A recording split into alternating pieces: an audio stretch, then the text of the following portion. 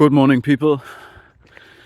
Today we're gonna talk about the masculine and feminine principle and the question, what is the divine masculine and feminine? But first, I hope your spirit was hovering over the waters.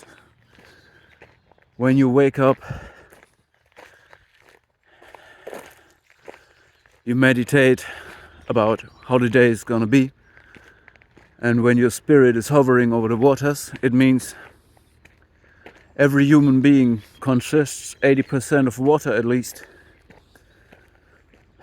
And water can have and transfer different energies. Every human being basically is water infused with a certain energy. And you can never prepare for everything that will happen in one day, so there is uncertainty. But you can prepare yourself to not take the same energy as other people. You must avoid dependencies, because if you're dependent of someone, the person can use this dependency to force his energy or her energy on you. And this is the essence of violence. Violence means somebody feels bad and he forces you to feel bad as well. And this is the only antidote against that is compassion and forgiveness. This is where the idea of loving the people who choose to be your enemy comes from. Forgive the people who choose to act as if they are enemies. Doesn't mean that you choose to be their enemy as well. If you go eye for an eye and you exactly do the same to someone that he does to you, it means they have complete control over you. Let me say this one more time. If you exactly mirror the behavior of someone, they have complete control over you. All right, this was just a side note. When we want to understand masculine and feminine principle,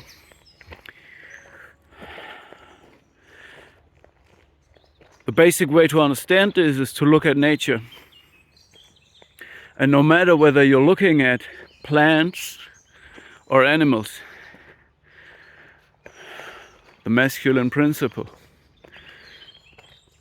the male part carries the seed, and the seed must penetrate the female and merge with it. So 50% information comes from the male part and 50% from the female, but the male part has to penetrate. It's the one that gives away, and the female part is that one that receives and surrounds. Okay, so for the masculine part,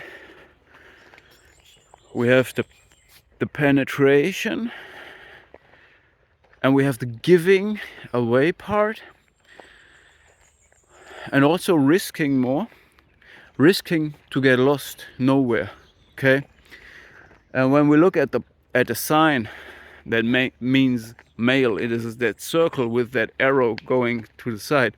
There's a penetration principle.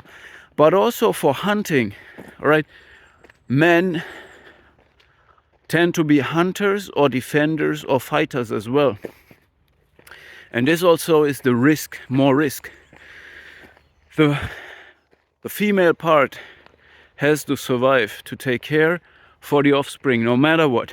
But a man is the first line of defense and offense and takes more risk, as well as a tree may produce tons of seeds in 1 year, but only 1 or 2 or 3 may really survive and grow up to another old tree, which means the male part takes a huge risk. and the female part cannot take the same risk. It survives and protects the offspring at all costs.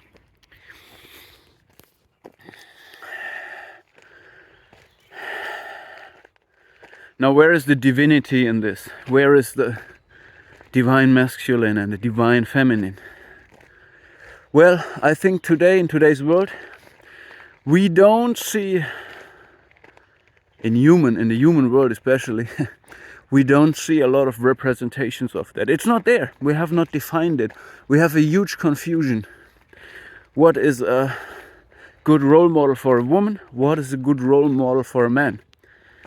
It's basically not there. But this opens up a lot of opportunity for each of you to define it, because we are not too bound to role models anymore.